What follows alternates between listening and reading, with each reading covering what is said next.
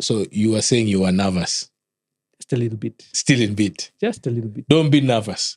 I'll try. Because this is Kahawa Nagowi, Yeah. where you have a conversation with your pastor that you won't have with your pastor. Oh, but look.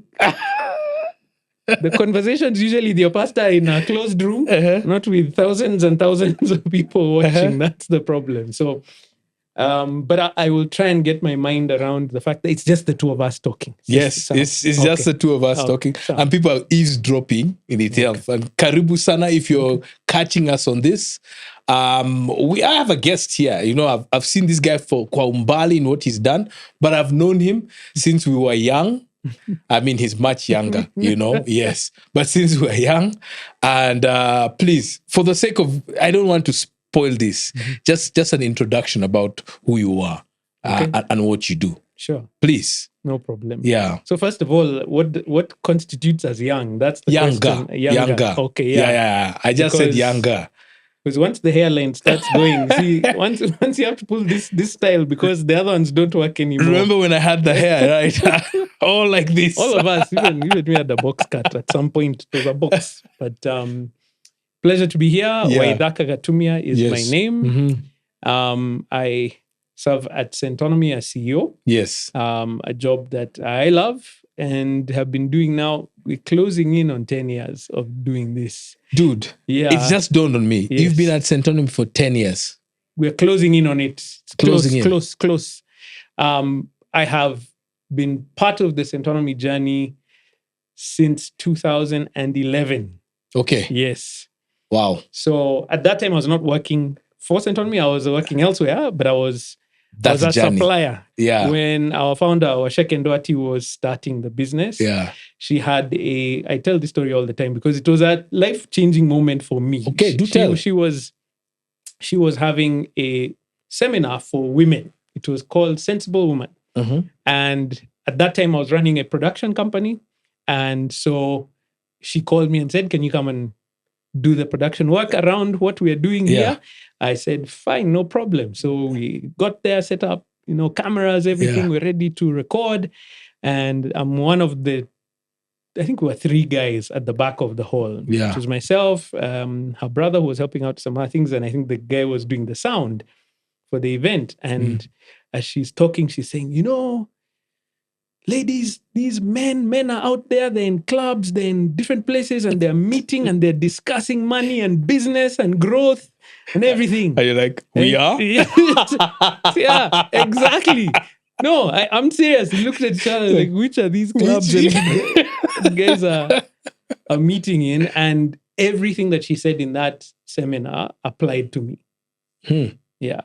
What were the things that she was saying? In a nutshell? Yeah. In a summary? Just, first of all, just the principles around wealth creation. Yeah. Number one, the idea of awareness. Like there's a complete lack of awareness around our money and around our planning for money. Yes. We know how to make money, which is you either run a business or you are employed and you're working. So that side we've got. Yes. But how much that money should be, how much we should have, what the future holds. Like most of us just generally go through life because others have told us to do so. We don't have a sense of agency ourselves. Yeah. And so when she spoke about that, I was like, yeah, that's me. I really don't have a plan for what I'm doing. Yeah. I kind of know what I'm doing, but there's no plan for the future, especially around the area of money. So how was that transformative for you? I mean, you sitting here in a women's meeting, capturing this thing on video.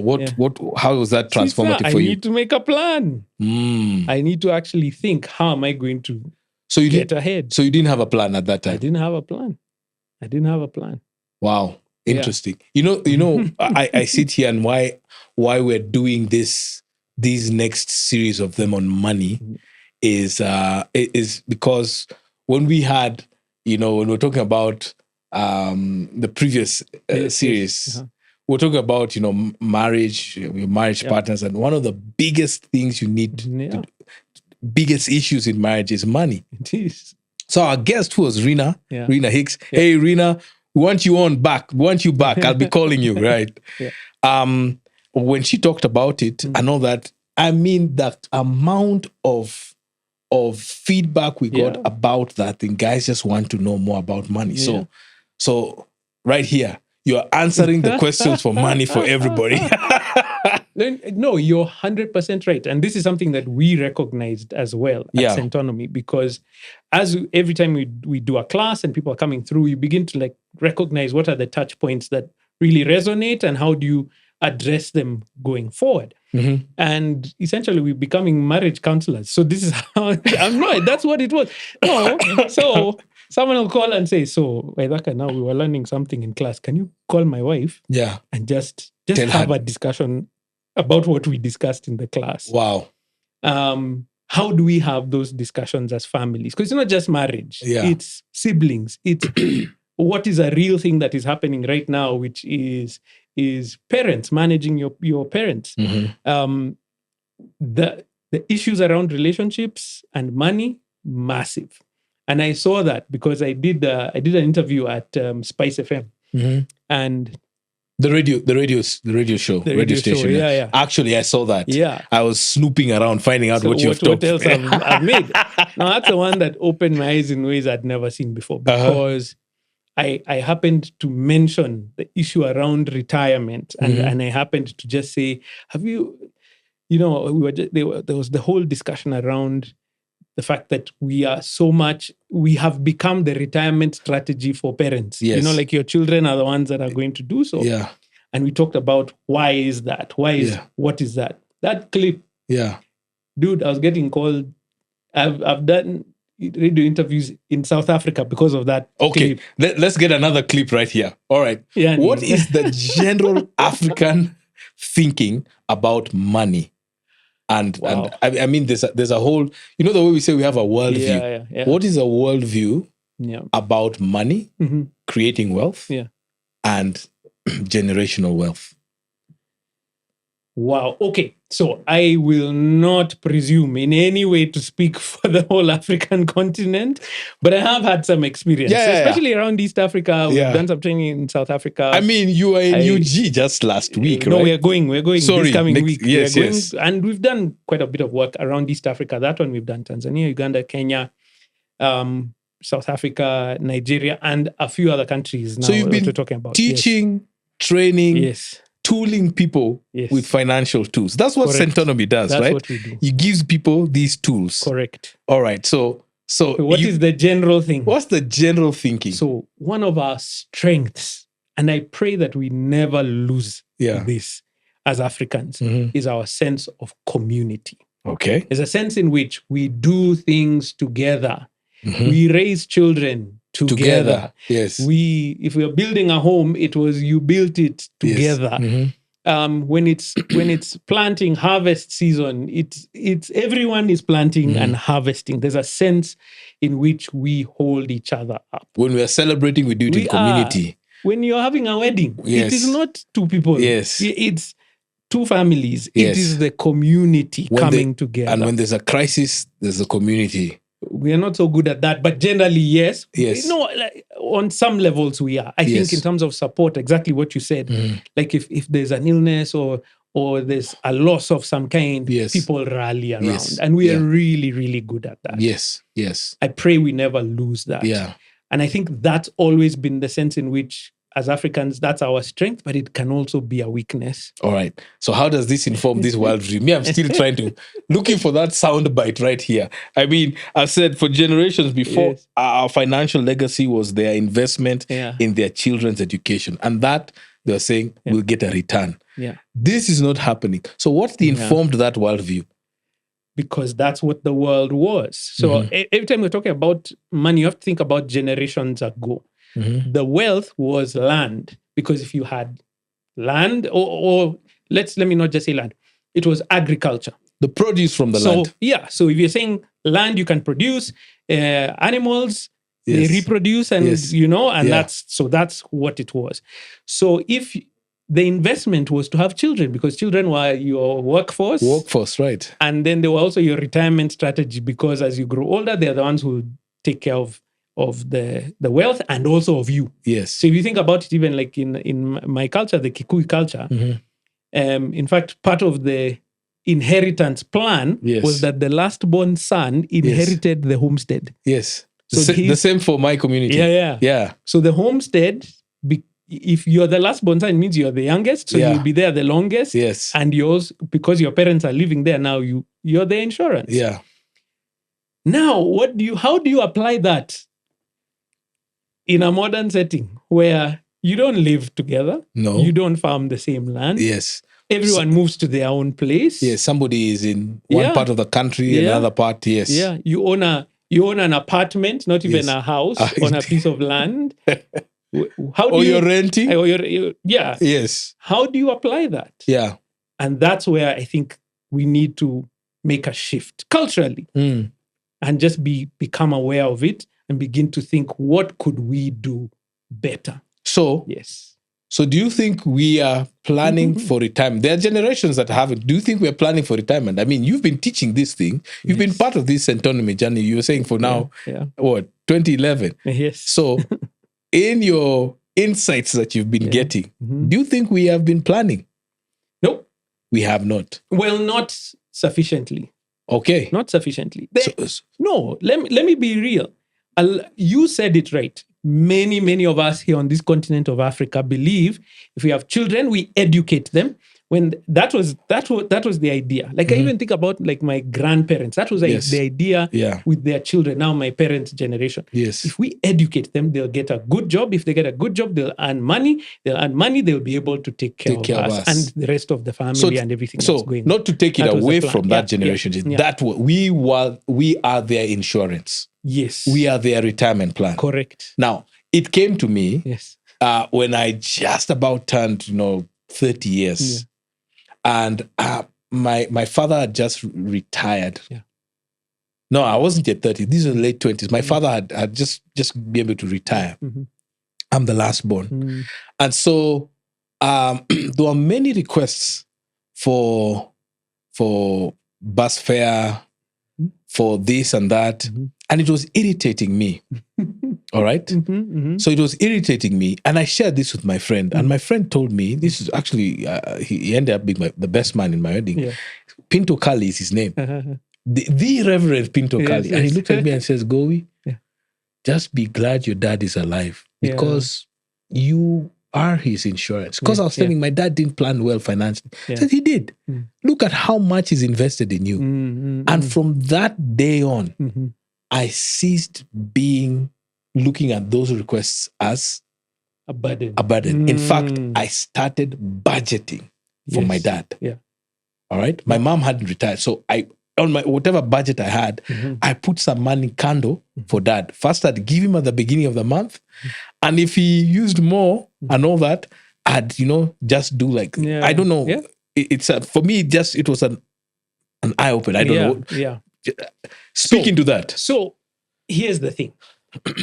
Remember I said it's one of our strengths, but can also be a weakness. Okay. So let's begin to unpack that a little bit. I am not against, and I supporting family. Yes. Please do. Yes. It is one of our strengths. As Africans, continue to give, not only to your family, but to the community. Yes. It brings us together. There's strength in that. Right. But there is a flaw in the plan. I'm already seeing stones being thrown at you. No. There's no need to throw stones. I'm just saying I'll prove it mathematically. Okay. I'll prove it mathematically. Okay. So my parents, both of them came from large households. Yes. So my parents, like my mom, she was one of 10. My dad, there were even more. Yes. Now it was a polygamous home. Yes. Okay. So big families. Yes. All right. So now. And where were your parents? Just for asking, where were your parents in the line? The older, if they are the eldest, were they taking care of other siblings? Actually, both of them are. My dad is last born. Yeah. From his mom, and my mom is out of 10. She's third last. Okay. Yes. So that's what, seventh. Yeah. Seventh born. Yes. Yeah. So big families. Yes. Now let's do the mathematics. Okay. So if they were their parents, my grandparents' Yes. insurance policy, Yes. how many people were taking care of that generation? 10 plus. Yes. Okay. All right. Good. Now, my parents' generation have children, us now. Yes. How many are you guys? Yes. So we are 3 Yeah. in our family. Uh-huh. I think in our generation, 3 to 5 was, Yes. I don't know how many you guys were many. I don't know how many. No, us guys weren't many. How many in So your family? for Yes. my Yeah. grandparents Yeah. on my paternal side, Yeah. there were 6. Okay. All right. Yes. And then my mother's side, they're like 32 Oh, okay. as Yes. a polygamous family. Good. Yes. All right. And then now us, Yeah. we're only 3. Good. Very good. Yes. Just look at that generational math. shift. Wow. You have 32 plus Taking care of these patriarchs and the patriarch and the matriarch of the family. Then you come back, next generation generally 5. Yes. 3 to 5. 3 to 5, right. Good. Now, next generation. So now my kids, Yes. they're only 2. So Let's do the maths. Yes. So the burden just becomes just bigger. Not only that, Yes. think about our African inheritance strategy, Wow. especially here in East Africa, Yeah. which is we have land, we have property. What do? We divide it between our sons. Our sons, right. So what is happening to the wealth itself? It's just decreasing. The capacity to produce is Capacity shrinking. is decreasing. The Yes. number of The people number of producing is decreasing. Yes. The math just is not nothing. The math is not mathy. That's it. Ooh. All right. So that's an interesting insight. Yeah. You know, these are things I think I knew, but you've been thinking about this. But you're right. There are fewer people Yeah. taking care of the generation Yes. that is just gone, that's behind them. Fewer people Fewer people with higher ahead of them. burdens on themselves. Think Yes. about it. Oh, and people are also living longer. And opportunity. Yes. Yes. So opportunities in Yes. terms of the economy are very different. My Yes. dad, when he left university, Mhm. he had a job. Yes. As in they were producing students For that because generation. there's a job. For that generation, they were being taken out of college Correct. even before they graduated. Correct. Yes. Yes. Yeah. For us, we had to look. Yes. Now, the next These are- generation, they have to find, They create. have to find. They have to create. So it's just, think about the sustainability down the road. Okay. So if you look at other cultures, now I'm not saying that the other cultures are perfect or that they are right. I'm just saying the opportunities are there. So if you look at like for example, there are some cultures, Middle East, where inheritance is the firstborn son Yes. receives. And then the Everyone firstborn else, decides. go sort yourself Sort out, yes. In fact, the idea is go out and Yes. find for yourself. Yeah. So there's a sense of that generational wealth actually multiplying over time. Okay. And you have to think about it that way. So what Yes. you guys at Centonomy try to be able to do is now with these realities, there's a way you can actually grow this cake. Yeah. All right. Yeah. So And it's to break certain cycles. break certain cycles. So you're not taking away on the No. value of this No, no, particular no, no, thing. no. You're just being able to say these are the realities happening, and this is a way you can do it sustainably. Can I steal your words? Because you stole them out of my mouth. Okay. You said, Yeah. when I saw what was happening with my father, Yes. what did I do? Started budgeting. I budgeted. Yeah. Now, that is such a powerful word, you have no idea. He became part of the plan. For many people, Yeah. our families, our communities, our churches are not, they are random. And therefore, it eats into our future. When you budgeted, it stopped being random. You now were taking control. And that's what we teach at Centonomy. We teach people to take control of their finances. You are making That's me it. feel nice. You're Yes. like, took control. You did. No, you did. You did. You did. Okay. And that is so empowering. All right. Yeah. You average person who's watching this, Yeah. probably, so me, I'm now 5th floor kind of guy. So now you're 20-year-old who's watching this, you're 30-year-old, they're hearing these things. For some, they could possibly even be hearing this for the first time. Yeah. All right. What are some of the things you can now begin to say, where you and I were like scratching our heads? Yeah. It's like, what are we going to do with dad now? He's not working. and he's on a fixed income or retirement. If he was a civil servant, that would be. Or like for my father, he just didn't plan, for the cash flow thing. Yeah. So he was just looking at us as that. So not to avoid that, but to be able to anticipate that. That's right. How can your average 20-year-old now watching this thing begin to prepare for that eventuality? So I would speak to you first. To me? Yes. All right, speak to me. You said you're on the 5th floor. Yes, I'm on the 5th floor. So I'm speaking to you on behalf of your kids. Yes. Start planning now. So the idea is for you to think about how you can be able to take what you have built so far, whatever assets you have so far, and begin to build even others, because you're still productive. You're still part of the economy, and you will be for many, many years, decades to come. You'll still be producing.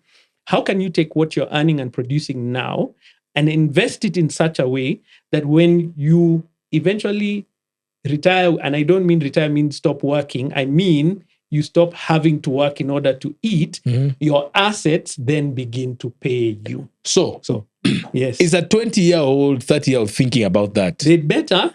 But they're not. Let me tell you, no, they are. They are. Dude, how do I know this? The way I see some guys cooling raha over here. No, how do I know this? Okay. We just did our open day. We usually do a couple of events throughout the year. Educate me. We did our open day last weekend. We were at All Saints Cathedral. You know the hall that they have, right? It was full. That huge hall. It was full of young people. Wow. We had over 1,000 young people present there. Online, I think we were closing in on another 1,000 or so plus. Good. So in all, from the communication around that one event, we spoke to over 4,000 people, majority of whom are in their 20s and 30s. Wow. Yes. So young people are serious. You guys, they're looking for this information. These guys are not playing. They're not playing around. And the message is resonating. Why? Because we're saying in my 20s, 50 bob has such a multiplying effect that if that 50 bob to a 20-year-old is the same value as my 5,000 bob in my 40s now. Why? Because it has time to multiply, to compound over time. So if you start the actions and the principles in your 20s, by the time you're in your 60s, by the time you're retiring at age 60, you'll be a millionaire. Or by the time you even reach my age by the time you're in your 50s, yes, you can have everything that you have dreamt about if you have those principles in place. So how is this principle being, communicated to that average 20-year-old? Yeah, as best as we possibly can. How do you guys do it? Doing what I'm doing now. There you go. I come and sit and talk and begin to show you. Listen, it's not about big numbers. If you can consistently save, if you can consistently invest, that 50 bob has great power. So, what I know in my interaction with the younger people is there's an impatience about the future. Yeah. And there are also those who, build castles, chasing unicorns. So how do you balance those two? It's not hard to be ambitious. Yeah. There's also there's also the zeal, for people just to be able to, they want to do, they're hungry for stuff. Yeah. But the results you're not going to see today. So how do you temper that? And how do you harness that?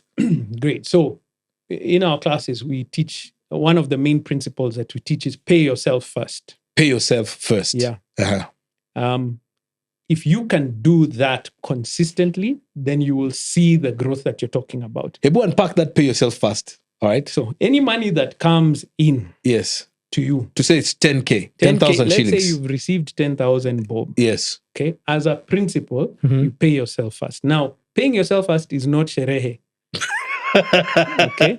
It is not going out. It is not that dinner that you're going for. That is it's called your entertainment budget. Yeah. That's not paying yourself. Because when you go out and have a dinner or go out for drinks or do whatever it is to party, you are paying the owners of those establishments for your entertainment. You're not paying yourself. Okay. So there's a difference between consuming that for whatever it is, enjoyment.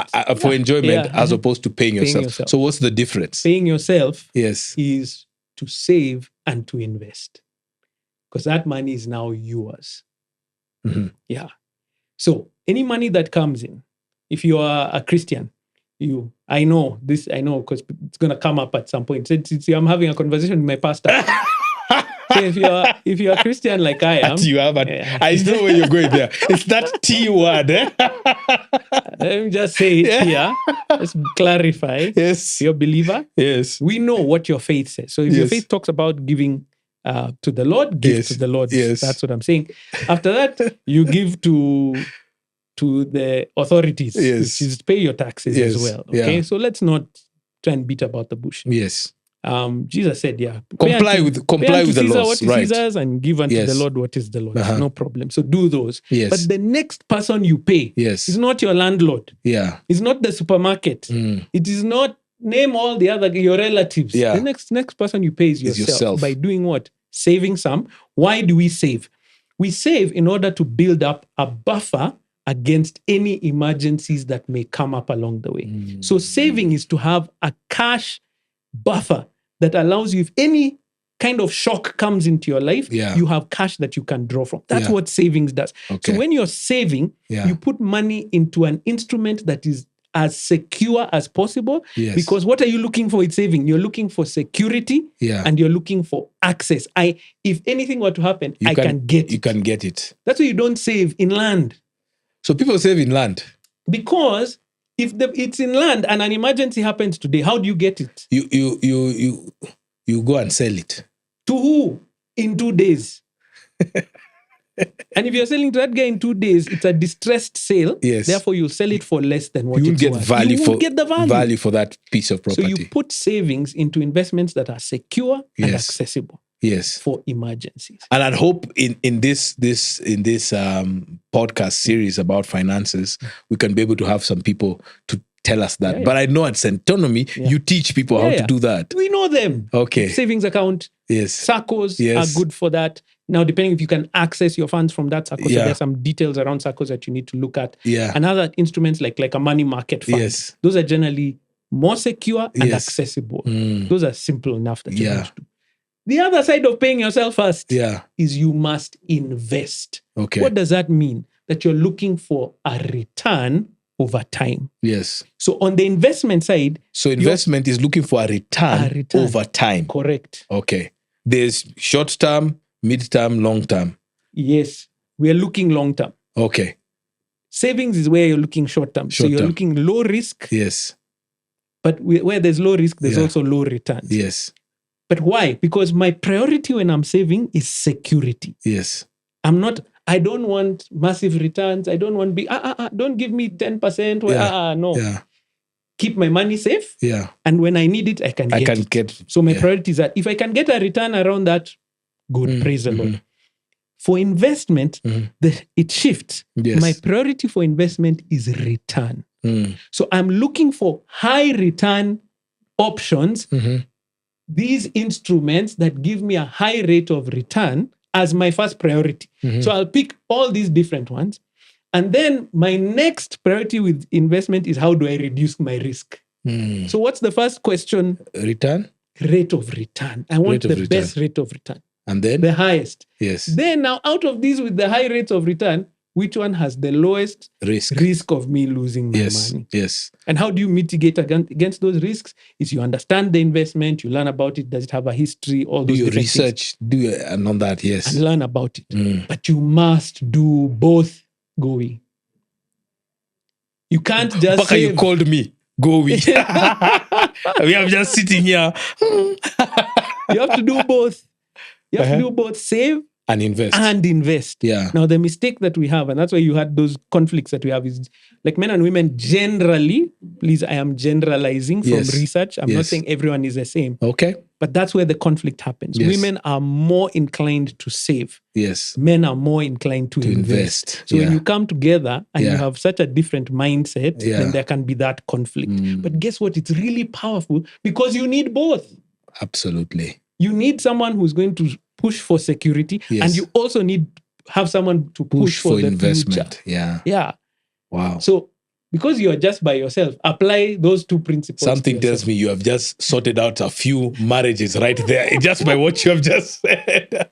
I pray so. You're listening to Kahawa Nagowi, where you have a conversation with your pastor that you wouldn't have with your pastor. I'm here with Waithaka Gatumia, the CEO of Centonomy. Thank you. You're trying to unpack some things for me that I'm trying to be able to wrap my head around. Now, we've been talking about our context where we are. Yeah. So help me. What are some of the cultural barriers that come around with us trying to sustain wealth? What are some of those cultural barriers we may be aware of or not be aware of? So we've talked about the inheritance structures that we have, which are not efficient, and they have diminishing returns over time. Which is, if you keep subdividing land, at some point there's no, especially like land. The land, you need a lot for it to be able to produce. I have 10 acres of land that has been very productive. So, I have 5 sons. Yeah. Now, I don't know how you'll do it, but it's better the 5 sons work together to make that 10 acres function even better and buy more. Yes. Than it is for everyone to go and subdivide 2 acres by each. themselves. Yes. Because those 2 acres barely produce. So that inheritance structure begins to they're diminishing returns now. It spreads the wealth too far. Yes. That it has no power in that. So something needs to be done around Can I tell you a story? Tell me, please. I just heard this. I had this maybe a couple of weeks, actually over the Christmas holidays. I was in Shags, and some relatives came to our Shags to, talking about how their family, they have 4 boys in this family, and they have this land. So in Luo culture, you all have to have your own Simba. So they decided, we're not subdividing this. They decided to build a storied building. Wow. And section it into 4. All right. So you have this 1-story building. Wow. And just a 1-story building with 4, not like apartments. Homes, yeah. Not like apartments. But the way that the Asian community live, they did that. Wow. So they've not subdivided. They just have what you call sectional titles to that particular thing. Yeah. You have this whole land, but all of you own this particular thing, which I thought was very, very innovative about them. Why? Because that land will then be able to produce at a level where it's profitable. Yeah. And by, hopefully, to your friends, please have a discussion about them. Yeah. Don't leave it at that level. One of their main agendas should be, if this agricultural plan is one of their things, is to have more. How do we make sure that these 4 acres, whatever it is, becomes 8? More? Yeah. That's what you need to do. Go on. So that's number cultural 1. barriers. So let's look at that and begin to see how do we do our inheritance a little bit better to allow for continuous growth over time. Another cultural barrier. Teach your children about money. We don't teach our kids. We just don't. We were discussing before this session where we were talking about your dad used to leave. Yeah. And you'd never even ask, where are you going? Yes. But now our kids are able to ask us, Daddy, where are you going? Yeah. That's a powerful thing. Answer them and teach them what you're doing. I am going to work. Yes. What does that mean? How does it work? All those different things. So have discussions around money. Actually discuss what you're doing, what the plan is. Why? You named them. The Asian community, they have a much more robust wealth from generation to generation because it is in the family. I always tell guys about the butchery near my place where I was served by a 7-year-old behind the till. Now, I know there are laws around child labor. That child goes to school, but they are also learning about how a business works. So by the time that child gets that business, they'll have known, even if they don't want to run that business, they know how business works. So talk to your kids about business. Then talk to your kids about business, about money. Business, even about money. Talk about it so that they understand. When they ask you, do you have money for this? Don't just say, no, there's no money. Explain why. I have money, because they see it in your wallet. But this money has somewhere it is going to do something. My son, the other day, asked me, is a Mercedes faster than a Toyota? Yeah. I don't know why I said this is a trick question. I said, pretty much a Mercedes is much more. Most of the time. It's not a rally car and all that. It's like, so I have a Toyota. It's like, why don't you have a Mercedes to have a faster car? I'm like, right now, I don't think that's a priority. Yeah. And right now, I can't afford it. Yeah. He told me, how much money do you need to do this? Yeah. And I was looking at this kid, I was like, okay, why is he going? And I went to have that. Yeah. So maybe I need to work harder. Yeah. So he now tells me, work harder so you can buy a Mercedes. Yeah. And what does work harder mean? Let's have those discussions around what work harder means. Work harder is does not equate more money. Yes. Be of more value equates more money. So have that discussion. Yes. Play those games like Monopoly and begin to understand. Like, so remember you asked me about the Mercedes? Yes. Please buy a hotel now and ask him. Then he'll say, oh, why? Yeah. Because you don't have the money yet. Why? Yeah. Because you've not made it yet. You've not generated it. Then you have it. So have the discussion about money. Then number 3. Yeah. Actually, I'm trying to get quickly to it. Is the social pressure. If I was to go into your phone right now, the one you're using right there, and go to your WhatsApp, how many lists are you on? How many WhatsApp groups I'm on? Yeah. Where there is a fundraiser happening right now. Let me count. 1, 2, 3. Yeah. That is part of our issue. So I'm not saying don't give to these causes, because I told you that's one of our strengths. Yes. But give what you can.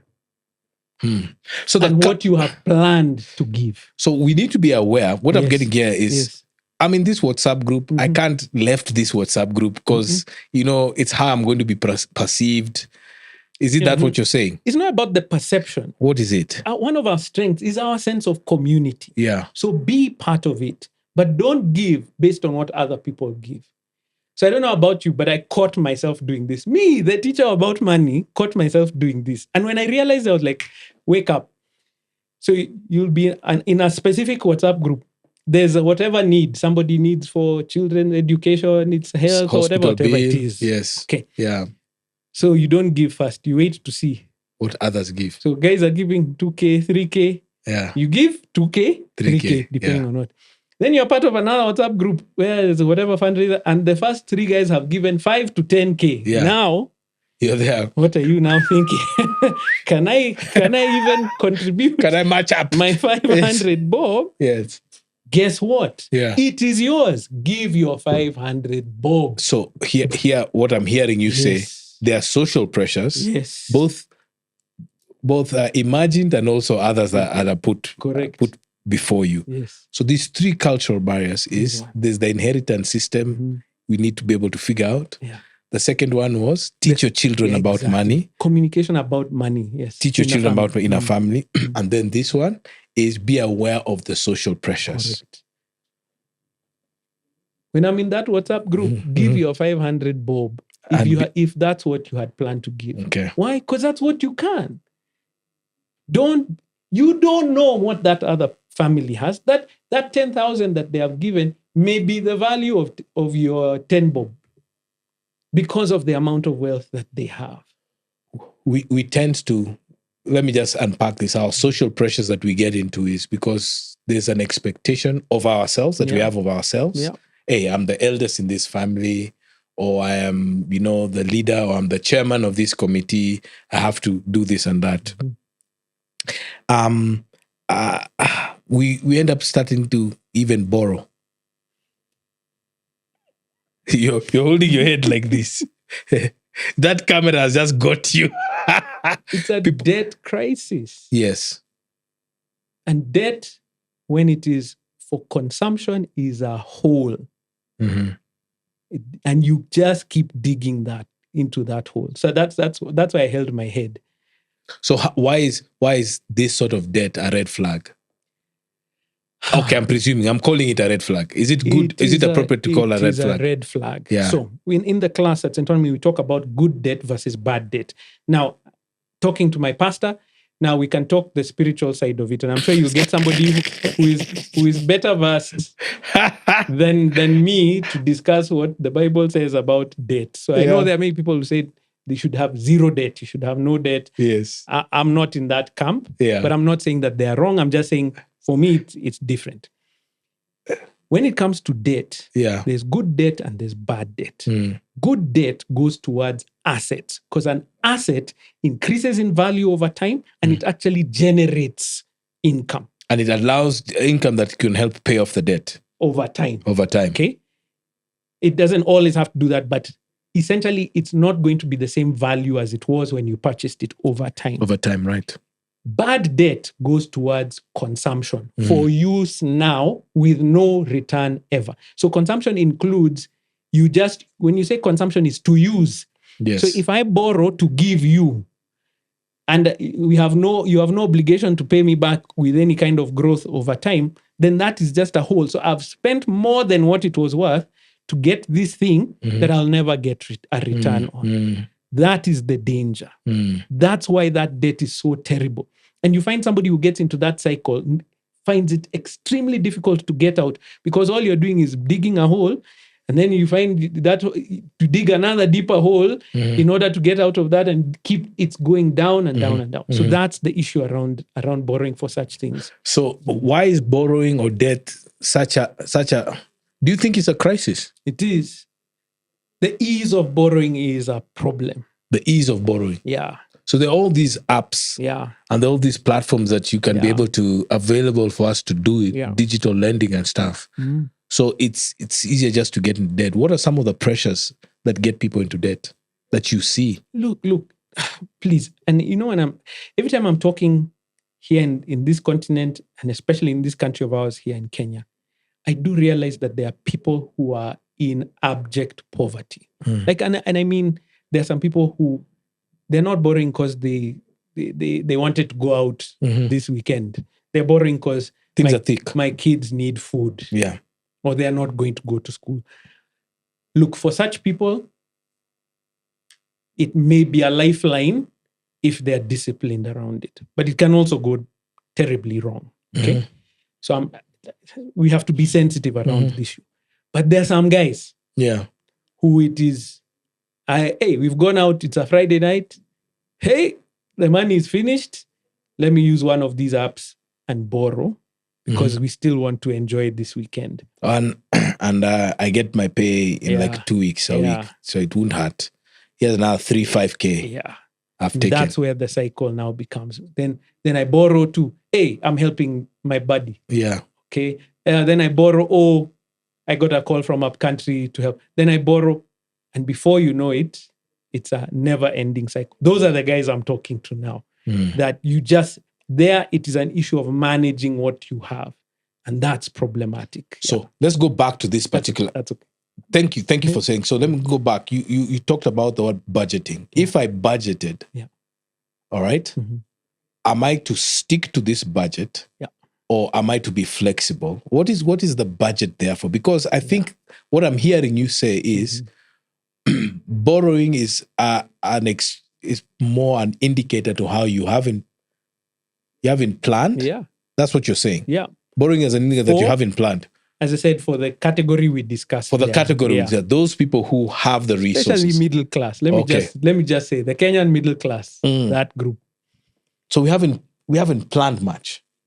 That's where the issue is. So can I just talk about budgeting? Because many times when you hear the word budget, people, they start scratching. They break out in hives and things like that. It's not a fun word to hear. And let me tell you why it's not a fun word. Because often with our budgeting, we fail to plan for joy and happiness. We don't put a holiday in the budget. We don't put what's coming up. I always talk about this, especially for young guys.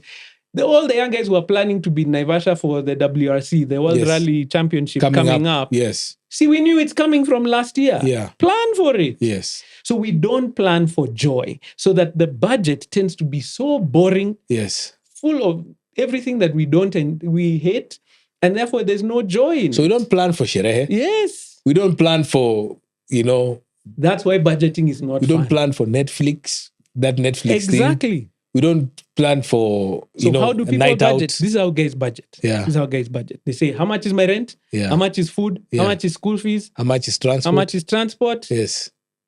Once you've done that, then they have one item called miscellaneous, where everything else fits. Miscellaneous is where you find sherehe, holidays, everything, which is why it never fits. Giving to show some money and stuff like that. Yes. That thing called miscellaneous. I hate that word called miscellaneous. Remove it from your budget immediately. budget should have joy in it. We're in January right now. Yeah. Guess what? December is coming. Yes. We're shooting this thing in January. Yes. And we have another 11 months to come. Now. Holiday in December. Yeah. Book it now. Plan for it now. Book. Pay every month. The hotel will give you a discount. Because you've done it in advance. The airline will give you a discount. You will go at a cheaper rate than everyone else. If you want to have a destination thing, airline will think about it. That's it. Plan now. One of my colleagues, she took this up for real. She's now CEO of her own company. Yeah. When she was asked, she was in her 20s. Yeah. She planned for a year and a half with her pals. They went to 9 countries in Europe. Wow. But they planned for it. That's it. They saved up. She budgeted for Shere. She was busy. Eiffel Tower, selfie at... Can I boast? Please boast. This weekend, there are some guys, our kids are all at the same age. And we all said, August, we need to do something. Yeah.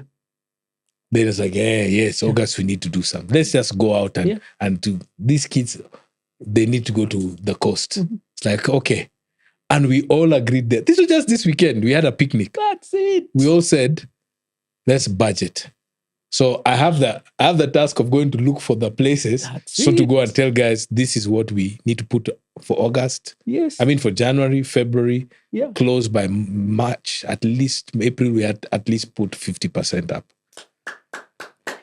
Your budget should show everything that is of priority to you, including the fun stuff. You want to upgrade your phone? I have nothing against people upgrading their phones. Yes. Upgrade it because it matters to you, but upgrade it with a plan. That's it. Because I tell you, I mean, this is what you're saying is really, really, really good to hear. It's refreshing to hear. Because when we hear budget, we just hear, that's right. We just screech to a halt. That's right. It just fungers us from having fun and all that. But you're saying budget also for the fun stuff. All a budget is a plan for the future. That's it. And if you're saying my future includes, fill it in there. How, rather than saying, one day it becomes a dream, put it down and say, how do we now do this? So when Washeke Dwati was putting this thing together, I remember I invited her to my church. She was just too busy. She didn't even come. I still caught feelings. Washeke, if you're watching this, she didn't come. Anyway, we wanted to start that conversation there, but she was really busy at that time in her defense, when she was doing that. When you're starting a business, no joke. She did have time. Yeah. And maybe because it was also a Sunday, she's like, hey, Maze, I have family. Yeah. But when she was thinking about this, and you guys who are at that particular time are putting together this thing, I'm not sure. I would imagine you didn't think that it would turn out the way it is today. Ama, you had a vision of what it would look like. Well, when I've listened to her and what her vision was at that point, definitely it wasn't to this point. Yeah. But not in the way it has panned out. Yeah. But she had the vision. So when I've listened to her and she was talking about it and she said, I believe that everyone has the capacity to build wealth. Because that's what I was going to ask you. That was what the was belief. What was informing that thinking to come up with something like Centonomy? I don't know where you get the audacity to think such things, but I guess it's sometimes God just puts it in your heart. Yes. That this is, I guess, so if you look at the history of Centonomy, it started off with Washeke by herself giving financial advice. So she would sit down with individuals. And this is a thing that you'll notice. When you talk to 10 guys, you begin to see there's a lot of similarities in issues that people are facing. Like there might be some nuance here and there, but it's a lot of similarity. And I think when you begin to see, people have the capacity within them to do certain things, then it becomes a conviction. So for her, the conviction she had was that people have the capacity. Yeah. We have the ability to build wealth. We have the ability to build wealth. Yeah. So explain what wealth is. So in a context like, us guys here in this part of the world, here, majority of people are struggling to put, the bread and butter thing. In fact, I shouldn't even say bread and butter. That ugali on the plate is something that is really hard for people to put? No, but there's so many levels to this. But let's talk about it this way. True wealth, at least in one of the definitions that you can have, there are many definitions, but I believe that wealth is the ability to live the lifestyle that you want without having to work. So let's break that down. So first of all, let's roll back. Say that again. Wealth is the ability to live the lifestyle that you want. To live the lifestyle you want without having to work. Without having to work. Yes. Let's break it down. Break it down. So first of all, you need to know what you want. Okay. Many of us don't know. So when you ask people what kind of lifestyle I want to live in a nice house. That's what people say. Which house? Where? How much? By when? They don't have that answer. So when you begin to break that down, then it becomes specific. I want to live in a 3-bedroom house. It's on Kiambu Road and it'll cost me 13 million shillings. Yes. That is now a goal. Okay. That's it. All right. Now, it's the lifestyle that who wants? I want. You. Yes. Because your level of wealth is not the same thing as me. Yes. So it's not about measuring against other people. It's what do I want? Yeah. So without having to work means that you have assets, and those assets can sustain your life. They pay you to live that life. So it's not even like you are earning an income. Your assets pay you. They earn you the income. Yes. So you're not earning an income. It's that what your assets are doing for you now. Yes. All right? Yes. So it's you have saved, you have invested, and then those investments are now paying that lifestyle. That is wealth. That is wealth. Because there are many people who are rich, who are earning millions. Yes. We are called by the biggest companies in East Africa, we have trained. Yeah. And we are often called in by HR who are talking to top management. Guys earning millions. Then debt. Shylocks are chasing them. Not even the banks, Shylocks are chasing them. Because all that has happened is their lifestyle grows with their salary. Yes. Now the guys who are wealthy are the ones who use that salary to build assets. Those assets replace their salary. When we talk about wealth, we're not talking about having just liquid cash just now. No, it's about having assets that produce for you. That's what it is. There's this guy out in, I think this is areas of Mudiga as you go out in Kikuyu constituency. Is this guy, his family land, he inherited. He stays in, it's not a bad house, it's made out of wood. But he has 1.5 acres. But then he's put up a huge, apartment. Wow. All right. He has all these apartments and they're there, but he still stays in that particular house. Yeah. So the comments, I saw this on social media. The comments were, this man is a miser. He's just eating guys rent and he's just staying in that. What are his children thinking and all that? So what you're trying to tell me here is this man may have this big asset, but we don't know the story behind this. We don't know. But what you're trying to tell me is he probably could be on his journey, all right, of creating wealth. So him not staying in that house does not mean he's doing that on purpose. Listen, building wealth, I'm not here to say is an easy thing. No. It is not. Yes. But it is a possible thing. It's a possible thing. You can do it. Yeah. And the thing is, often the indicators of what we think are wealth are not. Are not. Hey, Ebu, the indicators we think. Yeah. When you see somebody driving a big car, you think that guy is wealthy. Yes. Really? That is not necessarily. Not necessarily. Okay. Yeah. Because that car, is it on loan? If it is, then he's paying more than it's worth and he's losing money in that equation. Yes.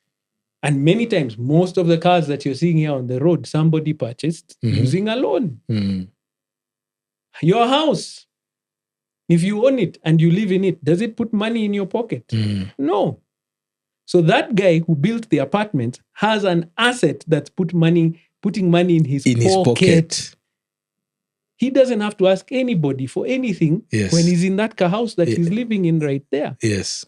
So am I saying that we should all live in a small wooden house? And that's not what I'm saying. Remember, I said the lifestyle that you want. Yes. So design and define that lifestyle and then say, what amount of assets would I require to sustain this life and build towards that?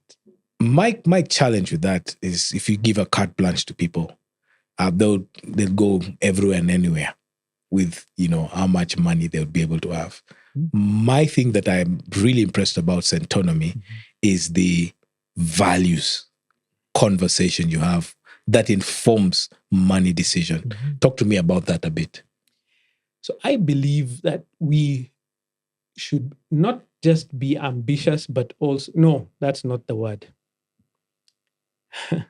We should be realistic with our ambition. I think that's the word that we want. I want people to be ambitious. I think one of the things that has made like the US one of the most wealthy countries in the world, if you just look at it simply from its GDP, it is the biggest economy in the world, is because ambition is built into their DNA. It's now happening in China also, right? Yes. Like where you see growth, there's a national ambition that we can do more, that we can build more, that we can create more. I think that's a vital thing. And I love the young people of this country. I told you, those thousands who came for our open day, all of them, young guys are coming and saying, how do I do this? How do I get this? How do I build this? And I love that. So it's vital that we have ambition. That's a key part of it. But be realistic about it. And so the example I always give to young guys is I tell them, you cannot save to become a billionaire.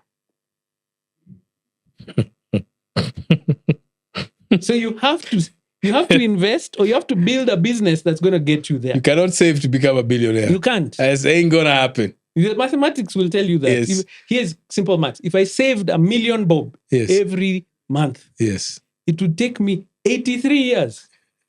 I'm saving how much every month? $1 million. Yes. It would take me 83 years to hit first billion. Yes. So when you look at guys who are billionaires, they didn't save. Yes. They built something of value that was able to multiply over time. So if your ambition is that, then change what you're doing on this other side to get you to that. So we are in that space of saying, if you have a goal, set a goal, and then actually work towards it. Be ambitious, but have a plan behind it.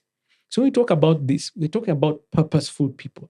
That's another issue that we face, because even in our mission statement, we say we are trying to shift mindset so that purposeful people can create wealth and live abundantly. So first of all, be purposeful. This thing about just living randomly, doing whatever, go to school, get a job, get married and die. That's not life. Plan, say the things that you want, be purposeful, they'll guide you in that way.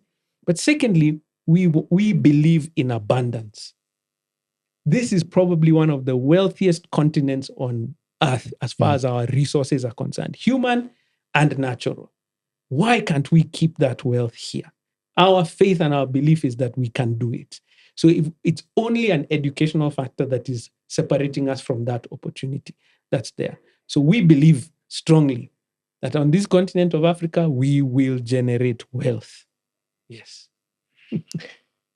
Maybe as we segue into just the last end of this conversation that we have, what legacy do you think Centonomy will be leaving in generations to come? I know I'm kind of repeating myself, but a more wealthy Africa is our belief. And when we say wealth, we mean with everything that Africa comes with, that we will not lose our culture. Like that community, that family, that sense of belonging must always be part of who we are. But that we would also be able to lift the millions who are still below the poverty line out of that poverty. We see the knock-on effect of Centonomy. Like when people come into Centonomy, we see the knock-on effect. It's not one person is affected. You see, that one person will learn. What does that mean? If they learn, their close family will be affected. If they build wealth, they will hire and employ more people, if they build a good business, because we train entrepreneurs as well, it has a knock-on effect. And we've seen that over and over again.